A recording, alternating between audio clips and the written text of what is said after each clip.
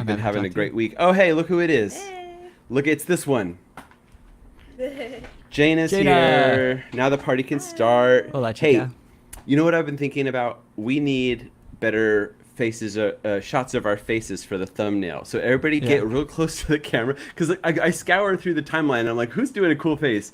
Well, is there a moment we're all doing a cool face at the same time? And I try to get our faces. So let's just, I know we're live. I know. Hi, everybody. But we need a cool face. So everybody just get up there and do like this. Hi. A cool face. Just a thumbnail face.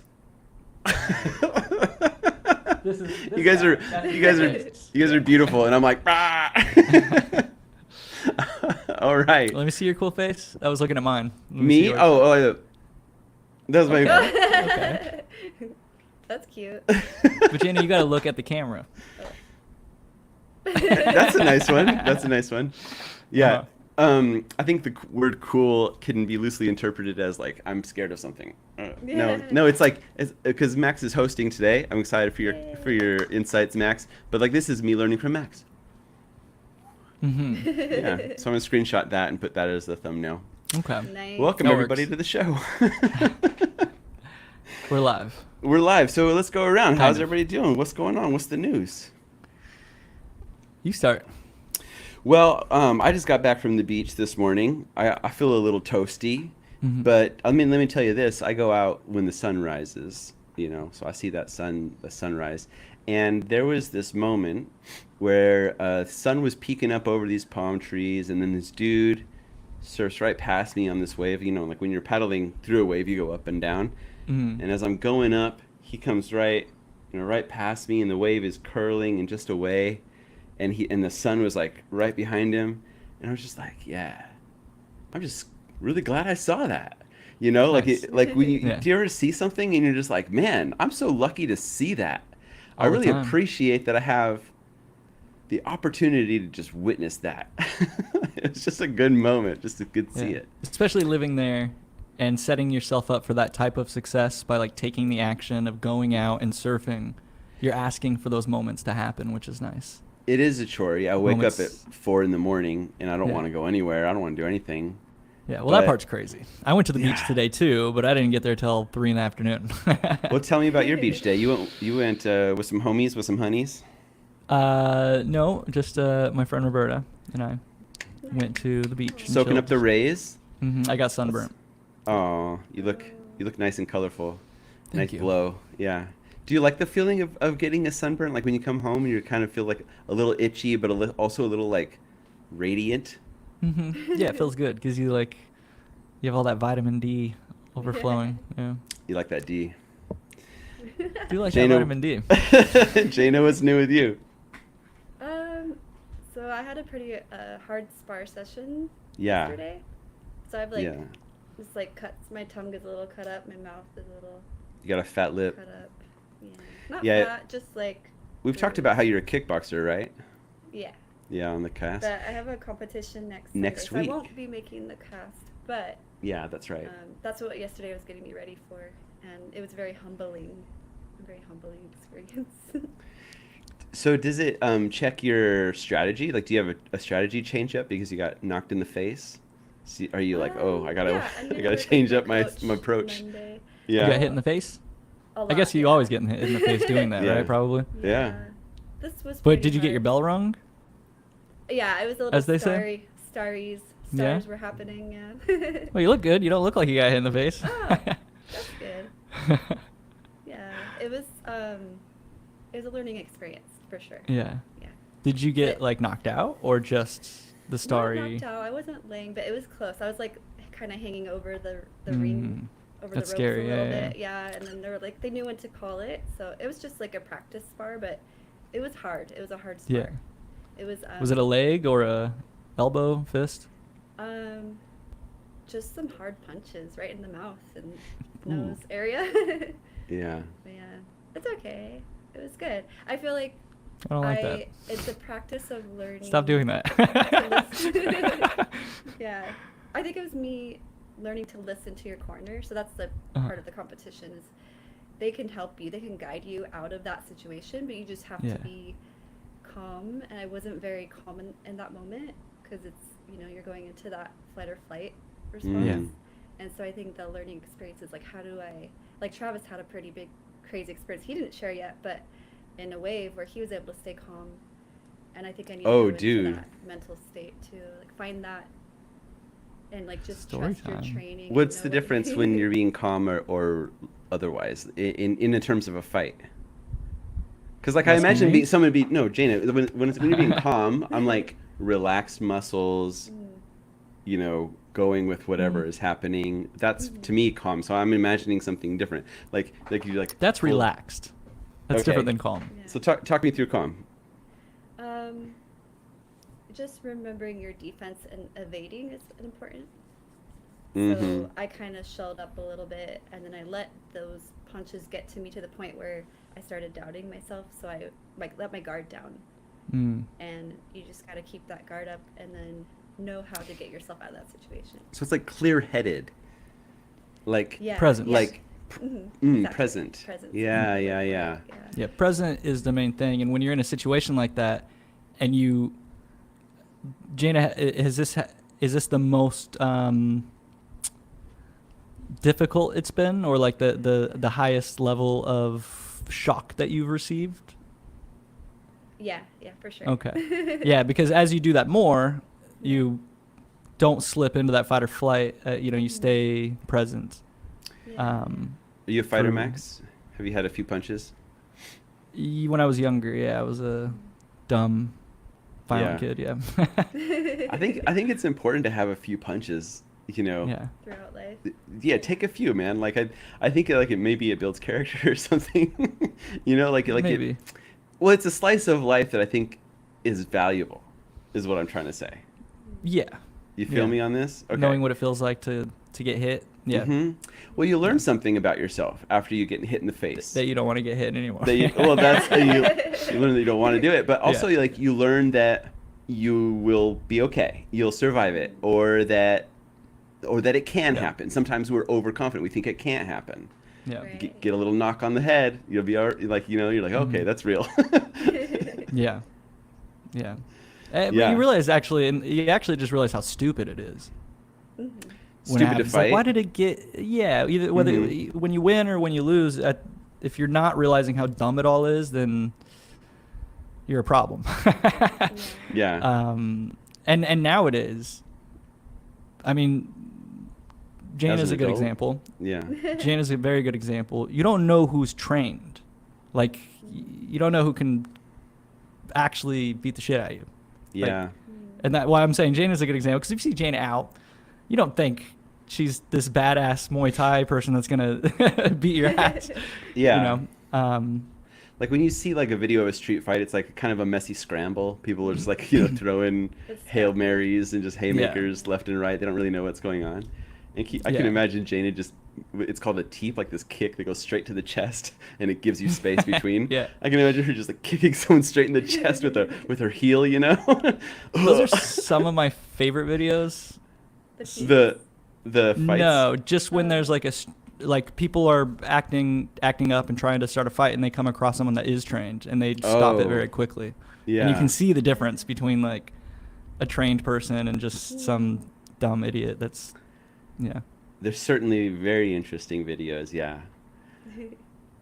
so I've been watching these videos that are they're fights in rings, and there's a ref, but they're like in somebody's backyard. They're like they're like a low key street fights, but they're and it's interesting. Kimbo Slice is my favorite of that. Yeah. Remember it's him kind of back like in the the day? Kimbo Slice. Yeah, but he would just fight in an alley with people surrounding him. Yeah, real bare knuckle boxing in the street. Yeah, but it's funny because like people show up and they're wearing like their Metallica T-shirt, like they're just like they're not like they're not treating it as a sport. They're like, hold my beer, and then they go into the ring. It's just a bunch of So it's like a jam session, but like people show up to fight. Is that what it is? Yeah, a jam session. No, it's a street fight. It's a bare knuckle street fight that people show up to watch. but they're in like a little ring. They're in like a little fence ring.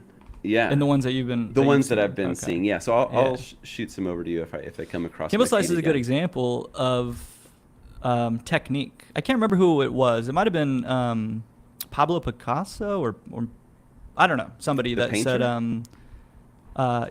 that said craftsmanship overcomes creativity every time. Right? Creativity Okay. is great, but craftsmanship overcomes that, and it does come back to like training versus not being trained.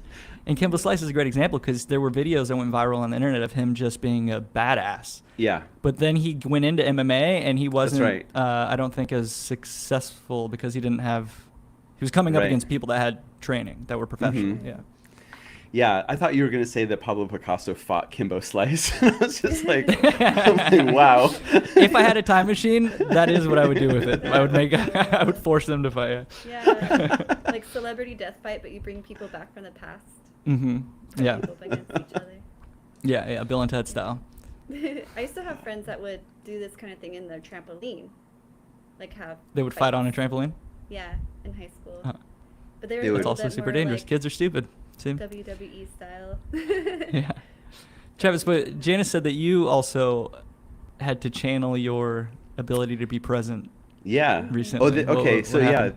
So again, I wake up at 4 in the morning and I'm looking at my my surf chat group, and one guy's like, "Hey, I'm not going to go out today. I'm just going to catch it later, but be safe out there." And he says it looks crazy or whatever he said. I forget exactly how he worded it. And I'm Yeah. like, "Well, what's safe? Safe? What are you talking about?" And I go, "Is there sharks out today? Like, is there jellyfish? Is it waves? What's going on?" Yeah. And of course, it's 4 in the morning, so no reply. And so I get to the spot, and my buddy Sam is there. Sam was on the cast a month ago, Mhm. and he goes, "Yeah, there was like a warning on the wave watch, like conditions." And I was like, "Oh, okay. Let's just go and check it out." So we go down to the beach, and we're looking at it. I'm like, "Oh, it's okay if we like stay in the inside. It looks all right." Mhm. And I'm like surfing, or I'm like paddling, and I catch a few waves, and we're on the inside, and it's fine. But then I find myself on the behind the break, and there's like all these birds circling around, and I'm like, "Oh, this is nice." And then I just I turned around, and there's just like this gigantic wall behind me. I've never seen anything this. It was just so huge, and I was like, "Oops!" Like, what happened? And it picks me up, and I'm at the top, and I'm just trying to like just hold on to this board with my life, and it just like I get dropped off a building. There's no way I'm coming out of this, and I'm like, shit, like I'm just landing on the water. I got tumbled around, like, so many ups and downs, flipping to flippity flips, and yeah, that's the moment where I like I know how to do that. So like I just calm down, hold my breath, wait till it passes, curl up, just kind of get my defensive positions, And try you're to like, find my This is what we've trained for. This is what we've trained this is, for. we've been ready for this. No, it took me by surprise. Like I didn't see it coming, and then suddenly it was there, and I was like, "Oh my life!" And then Yeah, it's terrifying. yeah, and when I was finally when I'm done getting tossed around and stuff, I'm like, okay, I find my cord of my board, and I start pulling it, and I realize how far down I am, and I'm like, wow, I was like really deep in there, and I was so far out, like I didn't really worry about the reef or rocks or anything, and so I just, waited it out, curled up in a ball and waited it out. And you have to calm down, right? Like if I panic, you can't do that. Yeah. You have to really just like, Suck in a bunch of water and you then just have to be at peace until the wave is over, and it will be Yeah. over. And when I finally poke my head out of the water, I'm just like, oh my gosh, it's like this foam is everywhere, and I turn around and there's another one coming, so I'm just like, okay. So I jump on, crawl back on the board and just get ready for round 2, and it was, same, got thrown around again. But yeah, but that's the calm. Like, so I guess it is the same as what Jana was describing in terms of like, it's not about physically being relaxed or something, although that helps in my certain situation and under a wave, but it was really a mental calm, a clarity. This will pass, get ready for the next thing, have a plan, presence. execute. Yeah, presence, right. So yeah, that's my relatory. Which is a strange thing. I've actually lately been asking people when I remember, like, do you know what it's like to feel present? Surprising, a lot of people don't know what that means. What kind of answers do you get? No. Outright, they're like, no, what? Yeah. No. They're like, present? What do you mean? Like, to be here now. And they're like, Like, Yeah. So I, Ram Dass wrote a book called Be Here Now. be here now. Yeah. Yeah. And I was thinking about that today, and I was just like, how did he write a book if he was present? You know what I mean? Uh-huh. Like if you're present, you're not writing a book. You know what I mean? Especially How so? writing. Well, because you have to like extrapolate. You have to think outward. You have to kind of like be on a topic. You have to, especially writing a book. Well, whether especially- phenomenon is happening outside of your mind, outside of your body in the physical world objectively, or happening inside of your mind, you can still be present for it. It's no Yeah, different. but why than, does somebody write a book? Why does somebody write Why? a book? Well, plenty Yeah. of reasons. Would you? I guess Shoot. would you rephrase that question to why would somebody be compelled to write? Yeah, okay. Shoot. Why would they write a book like that they're going to publish, right? It's so that people can read it. It's so that they to can communicate have something inside of them. Yeah. Yeah, to share an experience or The to have compulsion. influence. yeah. It depends on. I don't know. It depends on the specific writer's intent. Well, it's I don't know if Ram it's a self-help Dass- book. It's a self-help book. Yeah. It's supposed to help you to be here now. So he wants to influence you to be here now. It's right in the title, right? Mm-hmm. So in that act of like thinking like how can I get somebody to behave differently or experience something differently, you can't be in the present moment when you're projecting outward that far. I was just thinking about it this morning, right when I was under the wave. This is interesting because there's different types of meditations. Yeah. And most people, when they think of meditation, they think of like they just close their eyes and they do like a mind wandering type thing. But mindfulness meditation or like Soto Zen it's not mind wandering. It's about staying present. It's about mindfulness, about being here now. Yeah. So I think what you're picturing is that mind wandering, but I think you can still be present for that. I think that's what that practice is. It's observing the thoughts arise as you observe the next sound that arises in your environment. And they both go away just as quickly. I guess it's like this is what I'm trying to say. Like the act of being present is, it involves being absorbed in the moment and in some ways being content with what is here in front of you, being immersed so much in what's here that I'm going to deliver all my faculties to what's in you're shaking your head, to what's in front of me so that I can experience it in its fullness. But in order to write a book to be influential, to influence somebody for some agenda, you have to project out and say, what does this person need? And then as soon as you say, what does this person need, you're not yourself being present because you're trying to embody another person's experience and influence them in but you're another projecting onto Ram Dass as if he was thinking, what does this person need, rather than just writing what came to him in the moment. And when you said, you got to unpack a lot of what you said there. Let's do it. Because you grouped a bunch of stuff up together with being present, being here now, dedicating all your faculties to this thing and thinking about a thing. But as far as I understand, all of those things, you're the observer. You step back, and all those things arise. The thoughts, the next sound in the environment, the feelings in your body, like those thoughts you don't get wrapped up in. That's the point, is not to get wrapped up in those things. To be here now and to watch the babbling brook and even quiet it, even though it can't be quieted. You know what I mean? Right. So you're not wrapped up in the thoughts, and now imagine you have to now imagine in that state you have to write a book. So you have to inject yourself into those thoughts in order to translate them into words to write a book. I don't know. I think It the depends times on. I sat down and written things intentionally. I felt very present. I would say, personally. You don't feel that way, Travis? I have been at one with my thoughts when I've been writing. Like I've been wholly focused and in flow, and that feels very present, right? Flow feels a lot of those Sometimes. same feelings of connection, of complete investment, But it's not watching a babbling brook and marveling about the experience of watching a babbling brook. You have to organize a thought and articulate it. And so I think that's just like it Could you requires say Thoughts. This is interesting. This is very interesting. Yeah. Because I've been thinking about, like, ultimately you aren't organizing anything. You're feeling your brain process information. You think you're thinking, right? You're not thinking. There's no, the brain's processing information. You are the experience of that. Okay. But I'll you follow are just this witness of all things arising. And you said about being fully invested into a thing, right? Like attached to this thing. Mm-hmm. And there's different types of flow, right? One where you're like, I don't even know how I did that. And I've been there. Like, you write a song and you're like, I don't even know. And you listen to it later, I'm like, I don't even know how I don't think I could do that now. It just came out, right? Yeah. But there's other forms, I think, that can be more present. And you're not invested in the thing. You're not attached to it. You're detached. And I think ultimately that is supposed to be the purpose, is that detachment. One of my favorite things in Zen is they say burn yourself completely when you do a thing. Leave no trace of yourself behind. You detach from the thing. And I like that a lot. Why do you like that?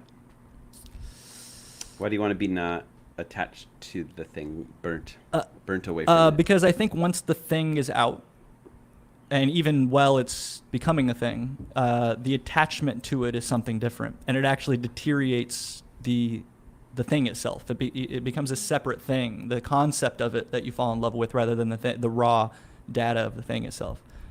So it's like more cathartic in that way? What's that? It's more cathartic? More like a catharsis in a way. A catharsis in that you express it and then move on. Yeah. Yeah. Like you exhale and it becomes. No. I made a thing. That I think that would be the goal. Yeah. But I think catharsis does have to come first at some point in your life. But I think the goal is to be able to do that where it's not, because even catharsis is a heavy thing, and it's not actually supposed to be anything special. I was talking to somebody about this recently, about the concept of nothing special in Zen, and I think it was Sunru Suzuki in Zen Mind, Beginner's Mind. He brought Zen in the 1970s to the West Coast. Okay. And the book is him speaking. It's a bunch of his talks that they wrote down. But one of them, he talks about nothing special. And he talks about a Zen master who goes and visits these famous mountains that poets have written of. And he goes and sees them and he says, oh, it is beautiful. He appreciates the beauty, but it's just mountains. Mm-hmm. It's also just mountains. And he talks about like motherhood. Right? That's wild psychedelic magic stuff, right? Like that people just get pulled into this dimension through, bumps and holes, right? it's pretty psychedelic, but it's normal. When you're a mom, it's like it's every day. There's a bunch of moms. It's also normal. It's magic and it's nothing special at the same time. I see. Yeah, and I think at least I think that's where I'd like to be. Yeah, just being in awe of the mundane. Like, in order to do that means you have to be connected to what's in front of you. Straight up. I think so. Practicing presence. Have you ever heard of, I think it's called Steinhold syndrome? No. What you were describing earlier when you were surfing and a guy came by you and you were almost overwhelmed by the moment. That is, I think it's called Steinhold syndrome. And that is like if you look at a beautiful landscape or piece of art or hear music and you're overwhelmed by it.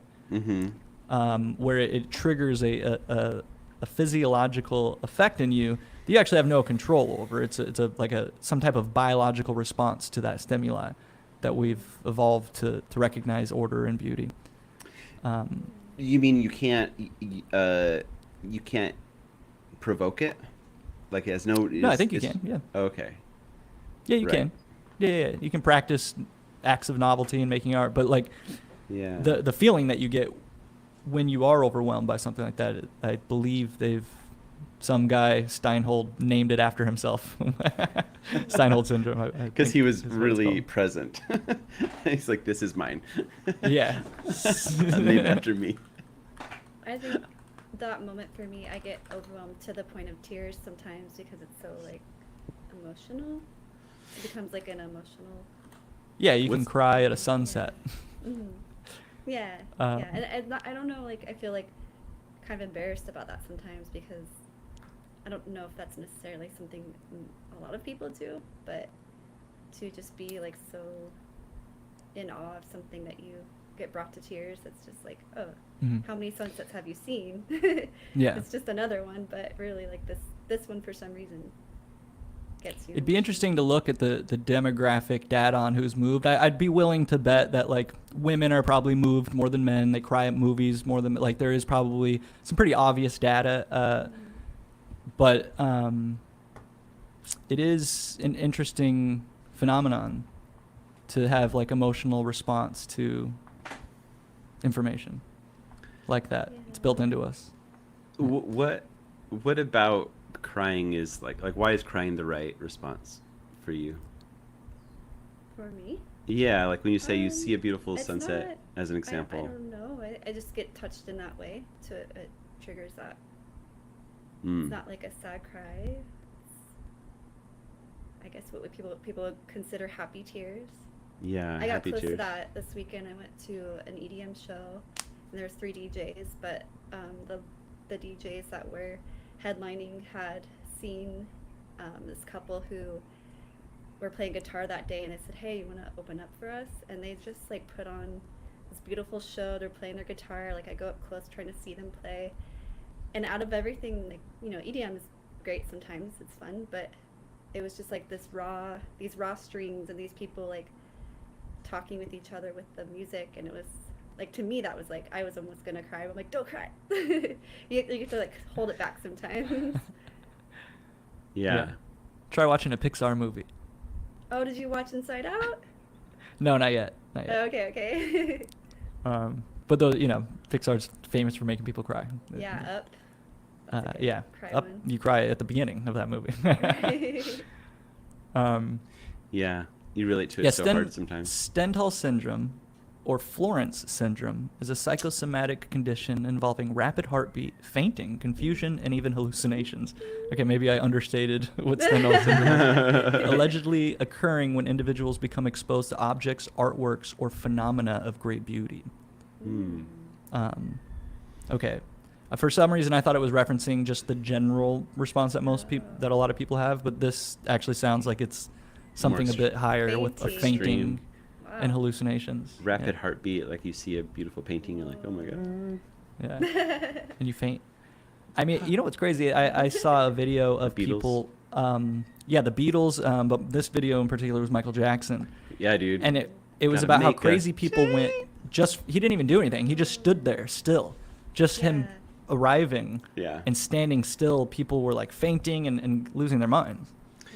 Dude, yeah, when I was young, I really loved Michael Jackson, and I had a Moonwalker VHS cassette tape, and they had footage of his concerts, and the people like, you know, they were all young women. They were getting carried out by the security because they were just knocked out cold. They fainting, yeah. And Yeah. maybe it was because there's like a lot of people in the crowd and it was hot or something, or maybe it's because they had, what is it called?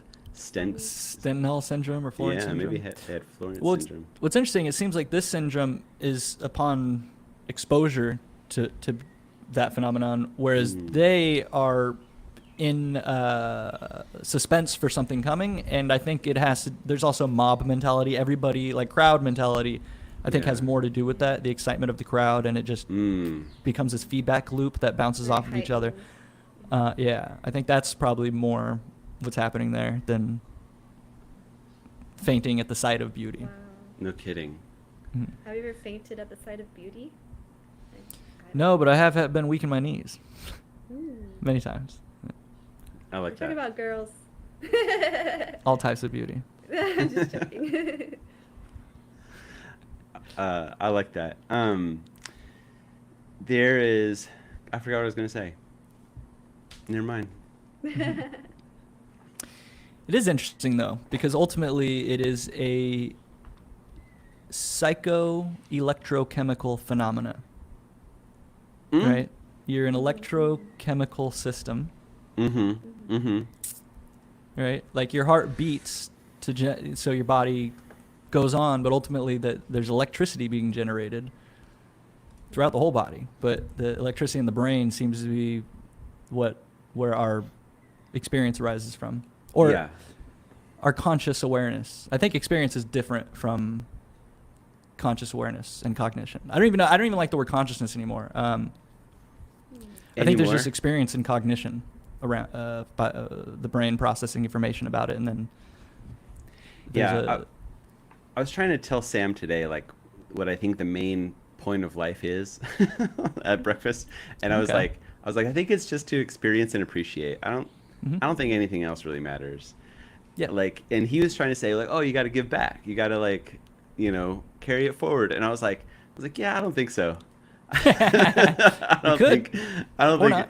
I think Yeah. it's like, I think it's like the reason that I'm here. I don't know, in like an odyssey kind of way, is just to like find out what it's like to be me, Hmm. and find out what it's like to live like I'd live, and document that and appreciate that. And maybe it's hard, like maybe I'm having a bad day and I could still have that same thing be true, because the goal is not to have a good day, the goal is to experience it and appreciate it, To be here now. not necessarily to be a success, to do the to achieve. And because Yeah. that's sometimes like there's a lot of pressure and a lot of influence that we need to be achievers, we need to be successful, and we need to ba ba ba. Hmm. But like I really, I don't think that's true, man. I think it's mostly just No, it's not experience true at it. all. Like the presence part of it, like we were talking Yeah. about earlier in the cast, I think that is like the key of it. If you Yeah. can be Yeah. present, then you can Mhm. experience it, and then you can Yeah. reflect on it and appreciate it. And I think those two things together are like the total sum of what a successful human experience looks like. Yeah. Yeah. However, it is difficult to achieve those states for most people when they're suffering. Like even a man Yeah. in prison can be free, right? Like you've heard that kind of like as long as you're free in your mind, no bars can hold me, that kind of thing. But it's It still is not harder great, when you're right? suffering. Yeah, no, I know. Yeah. I Yeah. really agree with that. Yeah. Um, but I think that whole impetus to succeed and more that kind of like um, Mm-hmm. endless want for that is the wrong way. But we do want to survive and be comfortable. Right? There's a need for Yeah. survival. Uh, Comfort and yeah. Yeah. hopefully flourishing. We've made that Yeah. to this point as humans that we can be comfortable now and enjoy that Yeah. in a lot What's of ways. fucked up is that we're more comfortable than any human that lived before us. Right. We live in Mm-hmm. the lap of luxury more so than any king that ever lived before us. We have toys. And we're all We have unhappy. toys? We have Toilet. toys. Oh, toilets. I thought you said toys. Those too. We have Yeah, knickknacks. they have fancy Japanese toilets that spray. We have tchotchkes.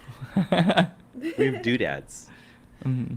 I agree with that. Like it's so easy to lose sight of that.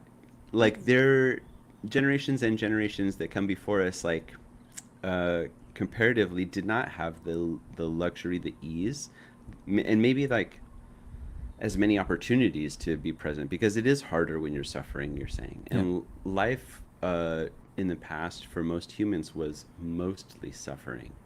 Yeah. And then Yeah. I don't even think it was considered suffering. It was just surviving. It's just getting- Thursday. Just According to getting through Buddhism, life. all life is suffering. Mm-hmm. Like the experience, which I don't Right, necessarily yeah. agree with. But it is when people are suffering that they do reach for like, I mean, you hear about people in prison turning to God, right, or finding some thing to alleviate their suffering that's separate from the objective reality around them. Mm-hmm. Having something to care about. Mhm. Have you ever seen the movie Pig? Yeah. Yeah, With Nick Cage? Yeah. Yeah. I love that line when he says like, we don't get too many things to love, to really care about, or however Yeah. he says it. And like I think that's a really special thing. If you have something to love, if you have something to care about, to nurture, Yeah. to invest positivity in, growth into, that can really, really enhance your experience. Oh yeah. Yeah, you hear about people that retire and then die shortly afterwards because they're not Mm. kind of lose something to care about. Oh, interesting. Th- Yeah. That's why you have to get into gardening or like Or Muay Thai. or Muay modeling. Thai. Or like those like little model. My grandpa, when he retired, he would do these little train models up in his attic with all his friends, and they make like little cities. It was really cool. Yeah. Model trains. Yeah. Yeah, he was cute, and they would do a lot of puzzles too. Yeah, it's cool. Cute. It is cute. So, we're about 30 minutes into this thing. 36 Yeah. minutes. We've caught up a little bit. Mm-hmm. Let's shift to talking about some news that maybe we've heard in the world of tech. What's going on in your guys' lives? Working on anything cool? Well, something in tech and news, the cross section there for me is like whenever I look at the tech news, a lot of it is about job security and job loss and being laid off and the difficulty people are having to find new work. And like when I look at like design YouTube a few years ago, it was like a lot of optimism, like here's the new thing. Here's a tutorial about the thing, or how to do a good interview or something like that. But now when I look at those same spaces and these designers are like, you know, they're reporting on how difficult they're having finding new work and things like that. And so yeah, that's kind of like the space that I see when it comes to like news and tech. It seems pretty bleak for a lot of folks. A lot of layoffs going on. I did recently watch a YouTube video from somebody who had been pretty accomplished, and one of their key takeaways was that there's a bunch of developers that are laid off, so it's kind of like a buyer's market for people hiring. They can find developers now, but what these people hiring are having preference over isn't developer skills. People can learn that. Languages change all the time. It's communication skills. If you can communicate well, you're going to be way more likely to get in a place and become a part of a team, get that job or start. That's so interesting because when we think about like what's in your portfolio or what's in your resume, like how do you demonstrate or showcase communication skills? Well, I think it does. The first step is that portfolio. It is that, like, working for companies, I had to, employers, like I worked with startups and they would want to hire and scale. Everybody wants to do it like, oh, we got to scale, we got to hire. It's like, I'm like, take it easy, guys. But everybody wants to scale because they want to look big and they're so excited to be this big thing. And they end up, rushing into hiring. And they would always get mad at me because I would always say, like, do they have a portfolio? If they didn't, then I'd be like, they can't apply. Right. And they didn't understand that, and they would hire just people, and it was always about, they'd end up having to fire the person, and that type of weight that especially a startup with limited funds takes on to like hiring, onboarding, training, integrating, and then you have to let them go, and now you got to do it all over again. Like the amount of resources wasted when you could have a small team of badasses, but it's hard to find badass people. But if you look at if they have a portfolio, it's a little bit easier. Yeah. So I'm I guess that they would hire people without seeing any work. A lot That's surprising. of companies do that. Almost all startups do that. A lot of them, the people doing, the people at the top, they're not full stack front end, back end developers and designer. They don't have those skill sets, so they don't know how to vet. Fooled, are you saying? They can get fooled, and they fool themselves. They don't understand the importance of presentation and communication. A lot of those guys, which I think some of the key takeaways are. Anybody listening that's looking, get your portfolio together. Yeah. Focus on communication of your brand, of your experience. One of my favorite things working for in advertising and PR and stuff is the idea of establishing yourself as an expert in your industry. And you do that by showing your work. Show your work. Have a portfolio. And if you can, communicate outside of that through YouTube and stuff like that. What occurs to me is like there's a big difference between having a portfolio and having a good case study. Because a case study can also demonstrate, because when we're talking about communication skills as being the valuable thing, we're talking about what was your role in the thing? How did you communicate with the team? How did you get your points across? And how did you make compromises? How did you deal with issues that arose during the process of it? And where having a nice glossy book doesn't always showcase that. So being able to walk through it in a case study kind of format can maybe demonstrate Yeah. that. Yeah, not Communication just a skill. portfolio like pictures, but yeah, a case study on each project. Mhm. Because that's another thing too, where people do get fooled, where people will apply for a company and just send links and be like, "Oh, I worked on this with a Yeah. team," and it's like, Yeah. "Well, what did you do?" What, Mhm. so that's where the case study comes in, super handy because you Yeah. know you can communicate what you did. But honestly, a lot of times when that happens, like I've been a part of the hiring process many times, and that is also a red flag where people aren't communicating what they did, and you know that they know what they're doing. They know what they're doing by kind of obfuscating, Talking around something. by directly communicating. Yeah. Yeah.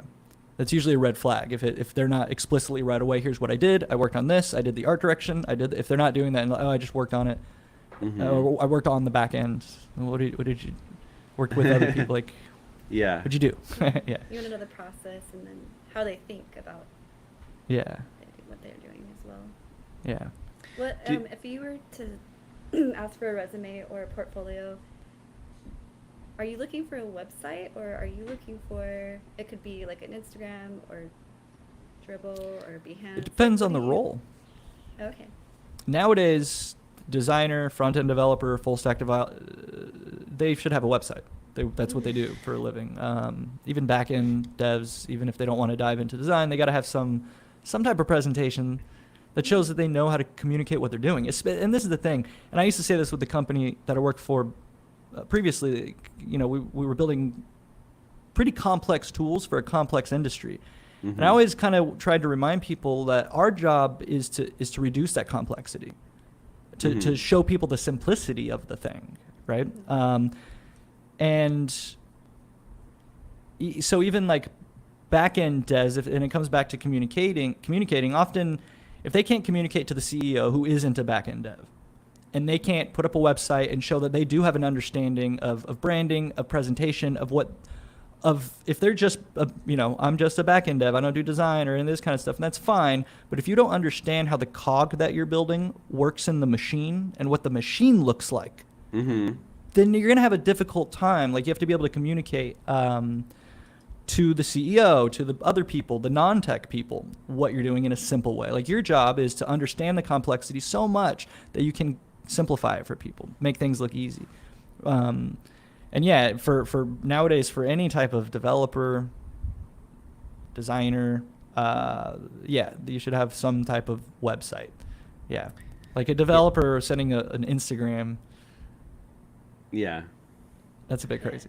I mean, that's just like the medium that you're Excuse me. trafficking in, right? Like, if you want to Yeah. build websites for a living, like, you should have a website. I think that Yeah. seems reasonable. Or if you want to work with teams where that ultimately is the goal, Mhm. because I would say even like designers, like you were showing me like in Figma you can prototype. You were showing me that beautiful prototype that you made, and I was like, oh, I didn't even realize you could do all this in Figma. Yeah. Because I'll just do it with code. I don't, but as a designer should at least know how to prototype and how to show those kinds of things, so they can present their designs to pass off to engineers, and it's a form of communication. Yeah. Do you think that the job market has anything, like the job market fluctuations and kind of like the downturn that we're looking at for designers and programmers, has anything to do with AI? Because let me tell you, I saw two interesting items this week. Number one was Andrew Huang, the musician. I love him. And and he like released a set of like inspiration cards, like just a product. Shout out or Andrew whatever. Huang. I like Andrew. He's cool. Yeah. He got some smoke for that because the artist that he worked with used AI. And he like had an apology video or whatever. Yeah, I didn't think that was a big deal. You can use AI. It's just another instrument. It's another tool. Yeah, it's Why whatever. is I didn't think he was material? like being dishonest about it or anything like that. And then I saw another one from the Needle Drop, the guy who's the music's busiest music nerd, or the internet's busiest music nerd, right? You know that I don't guy? know that guy. The Needle Drop. What's his name? Anthony whatever. Fantano. Andrew Santino? No, not the comedian. Anthony Fantano. He's a music commentator on YouTube. Anyway, he was talking about some smoke that this band had because their cover was AI art. And the band was like, whatever, it's the future, blah, blah, blah, blah, blah. And like the fans were like, we just don't want it. We just don't want this stuff. That's just, people are just taking a stand to take a stand and be controversial. Do you think so? Yes, 100%. Here's the thing. It's Tell me the curation. thing. It's curation. AI I could go generation and is take photos, curation? or I could tell AI I would like leaves blowing in the wind. This is what I'm picturing. It generates Yeah. it. Okay, I pick one of the images that I like, and I put that on my cover, or I put in a little extra work and I personalize it even more. But I think generating something from AI is a snapshot of a system doing something, and I think it's no different than taking a picture of the world, right? People go out and do photography. They didn't build those buildings or do any. They're just snapping it. It's a snapshot of a thing, and that's kind of what I'm picturing AI as. I think it's bad if you make a whole AI song and put it up, but I don't know. Who cares? It's just the curation of sounds from a different source. That's all it is. There's an argument that it's like not it's like remixing somebody else's work without giving them credit because the model was trained on their art and stuff, and I can see But isn't that That's creating fine. any work from your mind? You're remixing all the time. True. You're taught from your professor, or you're taught from your inspirations and stuff like that. So when I'm writing music, I'm trying to rip off the Beatles and Elliott Smith, and you know what I mean? You're trying to rip them off. Yes. But let me give you this take though. Like I think that where it comes into conflict for me is that, when you're creating something, you're trying to represent something that's real and something that's inside of you. You're trying to transport something that's inside and communicate it outwardly, right? There's never been a time in history where art has not made by humans. So we're always. I've seen elephants paint pictures. They're just AI, dude. They do that. Actually, you know what? When I first saw those videos, I was like, "Whoa, that's amazing!" That they taught these elephants to paint pictures. What it turns out they're doing is pulling on their tail or using a stick to instruct the elephant where to paint. They're not driving it by pulling on their tail. They're not driving an elephant. Yeah, they're like telling the elephant where to paint. They've taught the elephant, so the elephant isn't actually painting flowers. It's just moving left when the guy goes left. But it's still pretty impressive. I don't think they're using the elephant like a puppet. They're not sticking their hand up. Yeah, Ratatouille the elephant. I think they taught the elephant how to paint a flower. No, and then they're literally tugging to the left. Elephant goes left. Go to the up. Elephant goes up. Like they're driving a horse. Do you drive horses? Like you're like pulling on the reins and then it turns left? Yeah. Oh my, I don't know if that's true. Which is still impressive. That is obviously actually more maybe impressive. more. Maybe more if you can like puppet an elephant. Well, I think it's less impressive because this is just training. You train a dog to play dead, right? It is just like Pavlovian. Well, that's what they say they're doing to AIs. They train them. Anyhow, so here's what I'm thinking. Yeah. The issue that I'm thinking arises is that when you create a piece of art or something like that, you're expressing yourself, you're expressing your own experience with the intention of communicating that to another. And so when we're doing these AI generations, you could say like, yeah, okay, somebody entered the prompt and so they're trying to express themselves that way.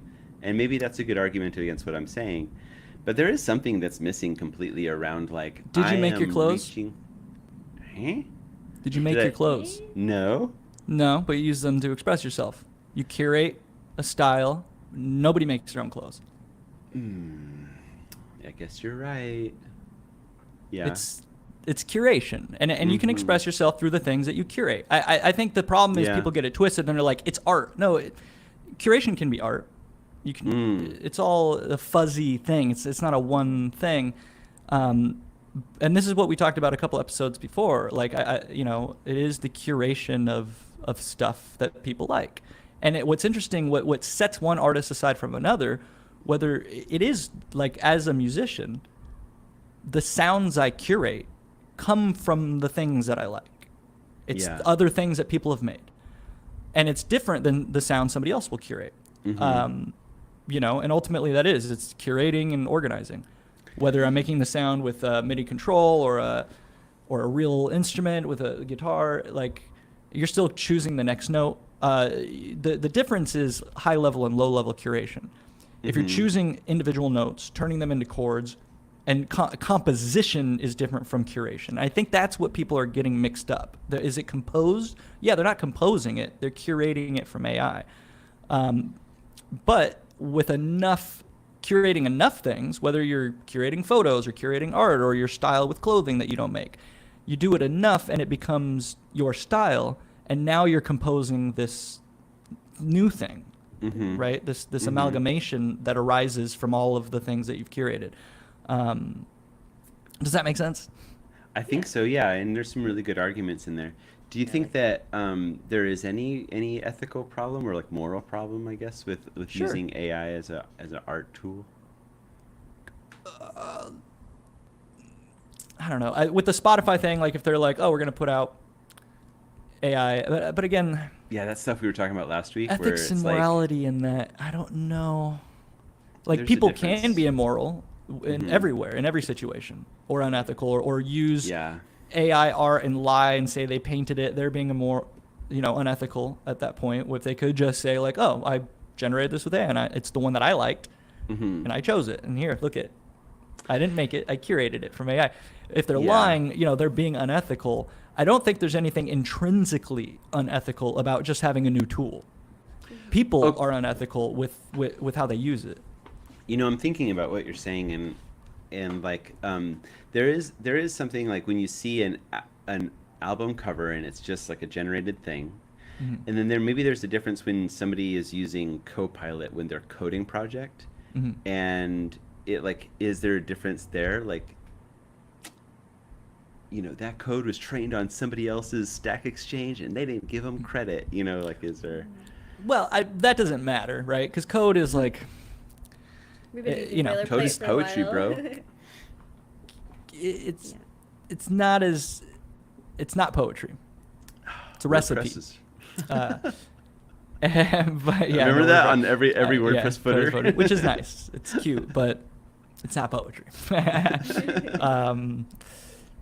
But again, that's where it comes to. It's not even ethics; it's laziness. Are you going to just accept what GitHub gave you? And that's fine if you do, because if someone says, "Oh, I'm going to accept this function, this function, this function," they just accept it.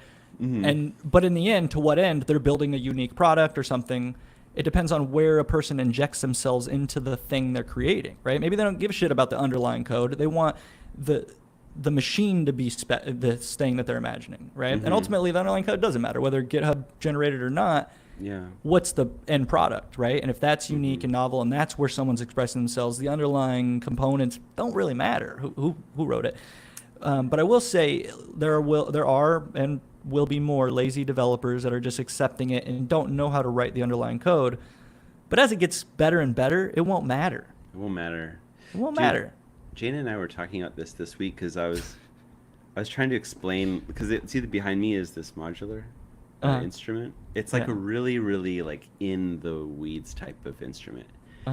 Algorithmic, right? You have to use algorithms to make For this thing? Yeah. But what I'm saying, the point I'm trying to make is that you can spend a half hour dialing in a kick drum, like, oh, I want like a longer tail, like a sharper attack, Yeah. And then there's like on the other side of this spectrum of like performance of electronic instruments is like a DJ set, right? Where it's a lot higher level. What a DJ is doing is they're taking pre-composed music and they're putting it together, creating blends and mixes and mashups and putting effects on top of it. So hopefully at least that. Otherwise, you're just pressing play a lot. Just press play and pretend to turn knobs. But go on, sorry. I want to be that kind of I'm hating DJ. on DJs. I think there's a really, really elegant art to DJing. Yeah. But anyway, but their perspective in terms of like the fidelity of music or whatever is just a lot higher. They're dealing with like more executive ideas of music, right? Yeah, at a higher rather level. than rather than dialing in stuff, a synth, you know. And I think like maybe that's better. Maybe that's more fun. Maybe it's more exciting to watch. Maybe it's certainly more exciting to dance to. And here's what you have to ask yourself: what's that? To whom is it more exciting to? If it's more exciting to the creator, let them create. If their audience finds it exciting, great. Yeah. To whom is it more exciting, right? To a room full of novice people, I think is an interesting rubric. Like, are these people DJs? Are these people DJs themselves? Are they like musicians themselves? Versus are they somebody who's just interested, or just in like their having family some fun members tonight? who are like, yay, he pressed the button. Button. Yeah. Or are they critical of tell me about this yeah. DJ that just presses a button and then pretends to turn knobs. Like, is there job openings there? Because it's really hard to get a job as a developer right now. That's a meme kind of thing, and again, there are plenty of jobs, and it comes down to presentation. Yes. There's plenty of people that don't do anything. They press a button, that they're curating music, but they got a vibe, they got the swag, they're presenting themselves, and people are in it for that, right? That's right.